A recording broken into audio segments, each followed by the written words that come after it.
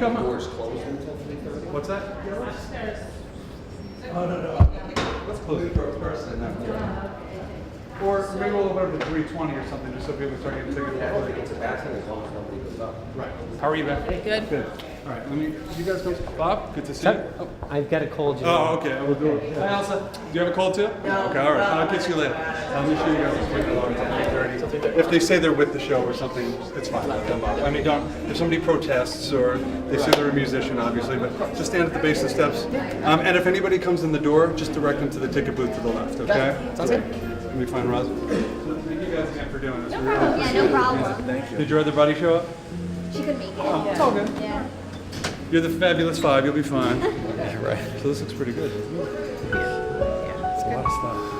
It's $15,000. When my son Charles and younger son Andrew, when they were in school, they were active with music.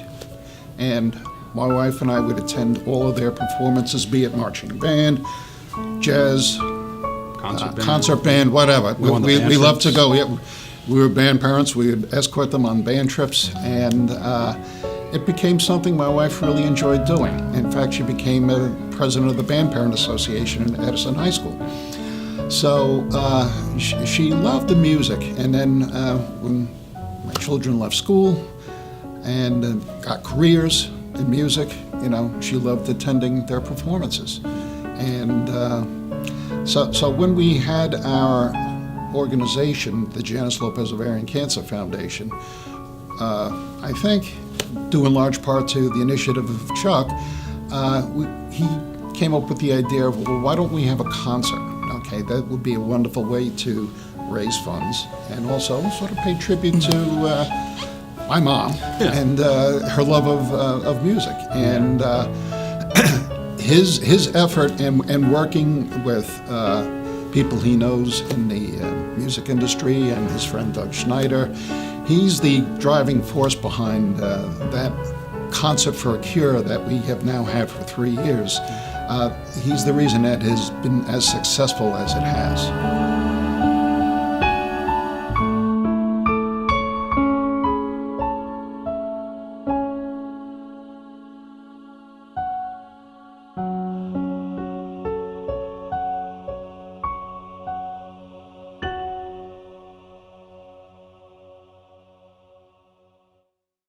Well, back in 2005, the latter part of the year, my wife was undergoing some physical discomfort.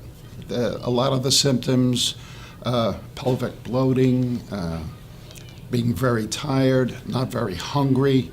Yeah. These are all very benign and generic symptoms that can be associated with any other disease or any other malady, or usually something that could be just a stomach disorder.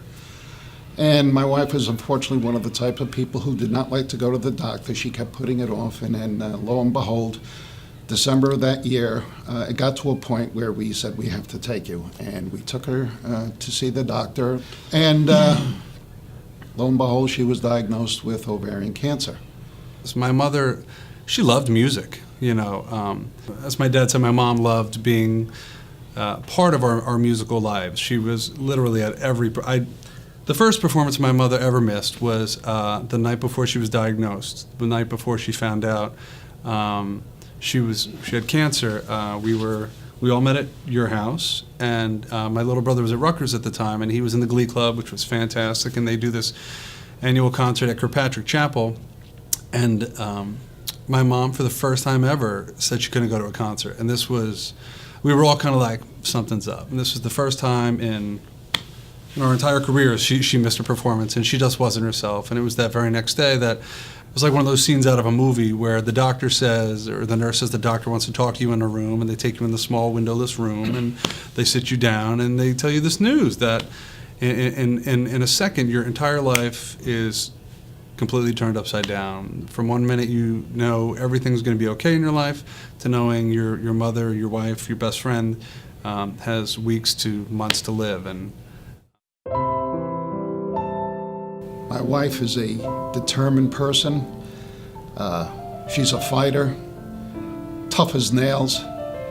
She didn't let that bother her at all.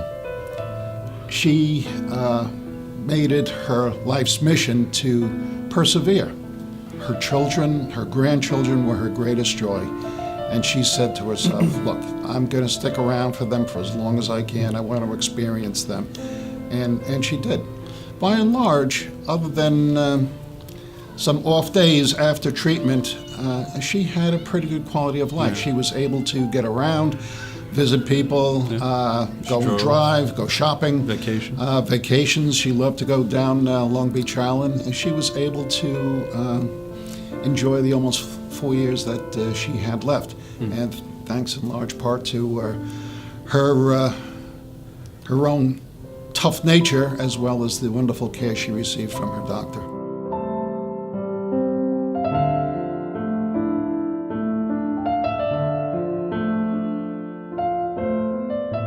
Initially, we were a fundraising group for another organization, which is the Sandy Rollman Ovarian Cancer Foundation.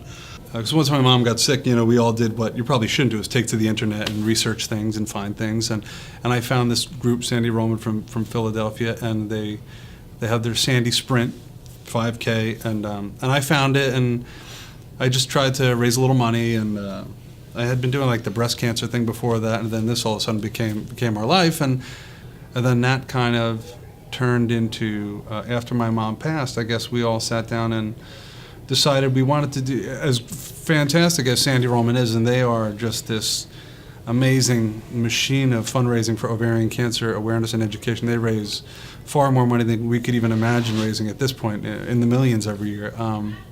We realized there was nothing in our immediate area for ovarian cancer awareness, so we decided, under my dad's guidance, thankfully, to incorporate under the Janice Lopez Ovarian Cancer Foundation. And without my father to navigate the paperwork of incorporating, it never would have happened. My brothers and I would still be filling out forms if we had to do that. So this really is the man that made that all happen. He does carry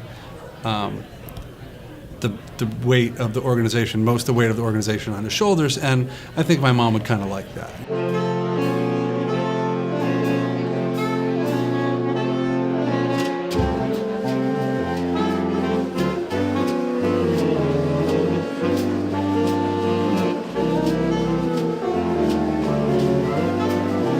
We tried to turn it into something great, and the concert, as we were saying, Andy and I sort of thought about, but we never really had a vehicle to do it until my coworker here in Edison, Amy Ingram, came to me, and she's a member of this group called the Encore Orchestra of New Jersey. It was a fairly new group.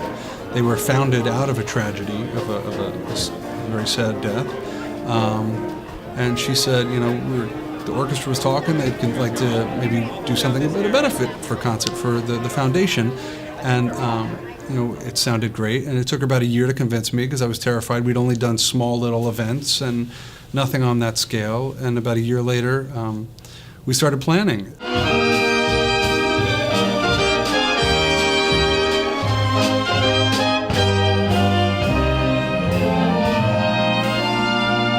We were at a church hall the first year, which was very nice, and then the second year we were at Temple Emmanuel in Edison, which was equally as nice. And Amy was on me, and Eileen Greenbaum, the fantastic orchestra director, she had mentioned it, and their president, Vince Novellino, mentioned it, and it was just falling on deaf ears, because I was nervous. I was scared to take that risk.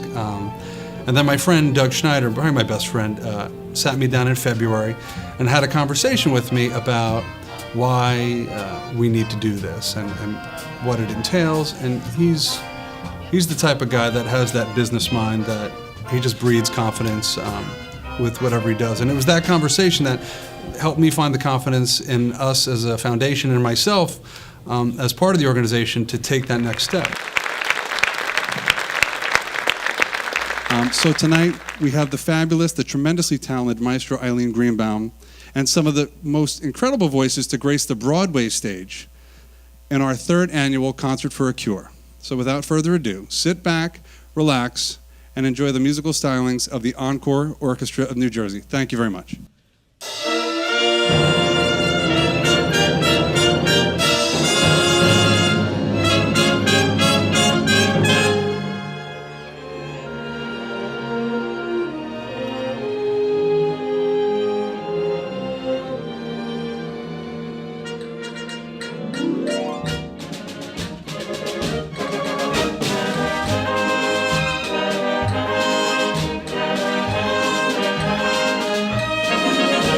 think my mother abounds in the entire event, from the frantic planning to the hurried preparation of the day to some moments where we lose our cool a little bit, planning for an event, to the music.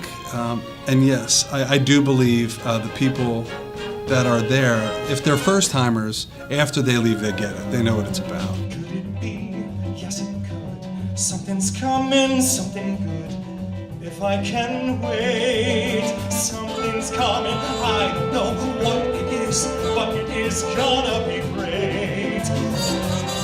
The orchestra has been with us, partners in this endeavor, and Eileen, the conductor, and Vince, the president. They know what this is all about, and they're our partners in it. They really are. They've become our teammates in this fight, and they really, they never knew my mom, but they know what it's all about, and they're fully invested in it. They go well out of their way to make this such an amazing event. I sit and watch the rain and see my tears roll down the window pane.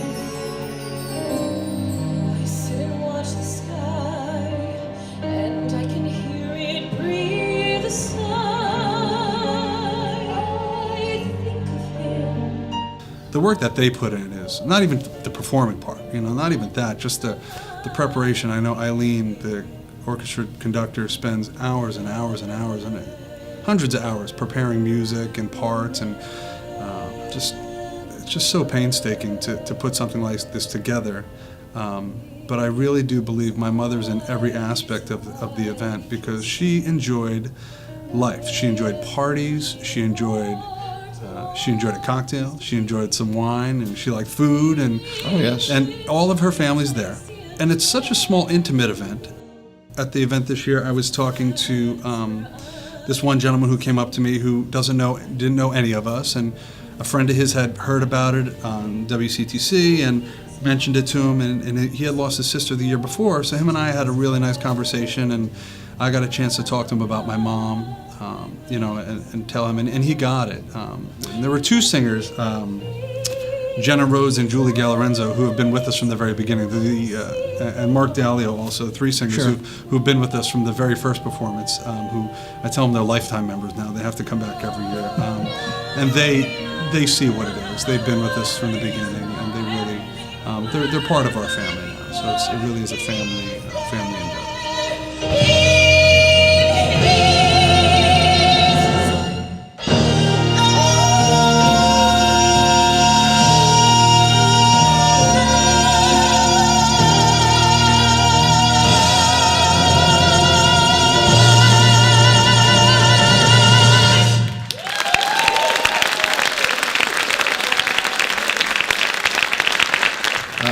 My sons approached me with the idea of recognizing an individual in the field of ovarian cancer. We eventually settled on an individual who was close to our group, a person who knew my wife. We became acquainted with her when it became time in September of, I think it was 2007, where in September we turned the towns teal. We hang ribbons in Edison Township. We hang them around the municipal complex up and down Amboy Avenue. And she kind of got us into that effort. And her name was Dee Sparacchio. My family is proud to award the initial Teal Champion Award to Dee Sparacchio.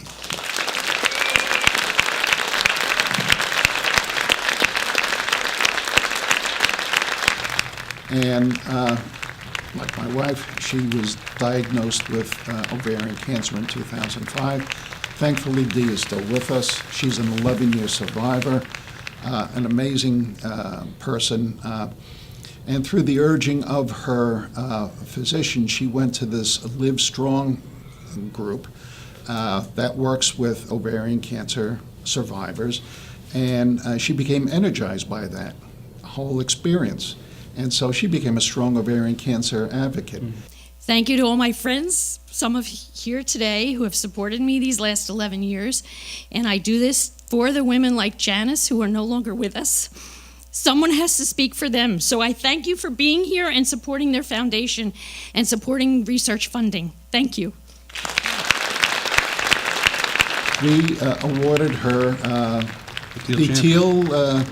the Teal Champion Award, our initial award. And we want to, ongoing now, we want to give it to someone who's dedicated their life to taking a leadership role in the fight against ovarian cancer. And I think Dee was the perfect person to model all of our subsequent awards after. Though she'll be tough to find another individual like her, but that's the idea behind that, and to recognize people who have dedicated their lives to making a difference for other people. Was it ever real? Did I ever love you this much? Did we ever feel so happy then? It was always real. I should have worn green.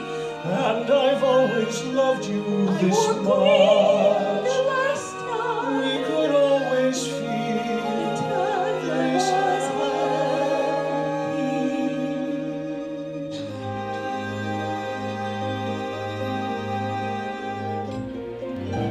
I mean, it's crazy. What? We finish each other's sandwiches. That's what I was gonna say. I never met someone who thinks so much like me. Jinx! Jinx again! A mental synchronization can't have but one explanation. You And I just meant to be. This event definitely would be impossible without these fine people that donated money to our cause, as well as some of our fantastic prizes in our auction this year. We had some athletic sports equipment and gear worn by or used in games. The day Adrian Peterson from the Vikings sent one of the game footballs. He played a game, I think, a day or two before. He signed the ball and shipped it in the mail overnight to us. There was a sneaker from a basketball player. All these fantastic things. Just a lot of great prizes. My favorite one, which maybe someday I'll go and just pay to do, was from a company called Legendary Exotics. And this was a pretty neat one. You have the chance on a 3-hour scenic tour to drive Six classic cars. A Lamborghini, this Audi, cars I don't even know what they are. They're so expensive. I don't, just any kind of dream car. You have the chance to drive it on this tour. And that was actually a really nice donation from a friend of mine, Ron Kaiser, who I met in Edison in the band 100 years ago. So in Edison High School 100 years ago. And he came through and gave us this really thoughtful prize. There were a lot of wonderful things, and obviously I can't thank everybody now, but these prizes and the donors and the sponsors really made this this happen. As we stumble along on life's funny journey, as we stumble along into the blue. Our lifetime fundraising just this year, we've reached $100,141. So that is huge. I never, I didn't think it was possible this year when we started out. We definitely did way better than we hoped. But the beauty of it is there's room to grow for next year. And it scares the heck out of me to help plan these things, because this is not something I'm used to. I'm used to doing school concerts with, 4th and 5th graders and setting up some chairs, and it's really a family effort to make this happen. To raise over $100,000 has definitely been a family and friend effort.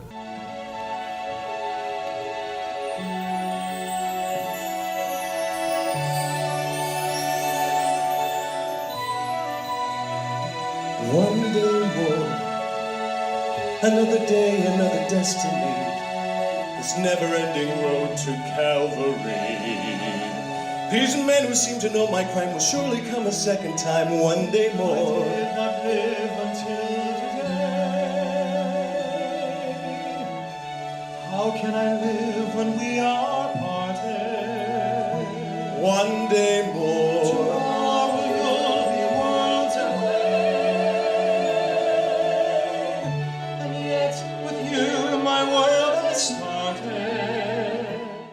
none of us want anybody to have to go through what so many of us have had to go through in our lives, where we have that conversation with a doctor, and then you're staring your the end of your life in the face, and your mother or your father or your brother or God forbid your child, because that happens every day, all too often, and that's the reason why we're doing this. You know, if it can affect one life, it's definitely worth all the work we're putting in.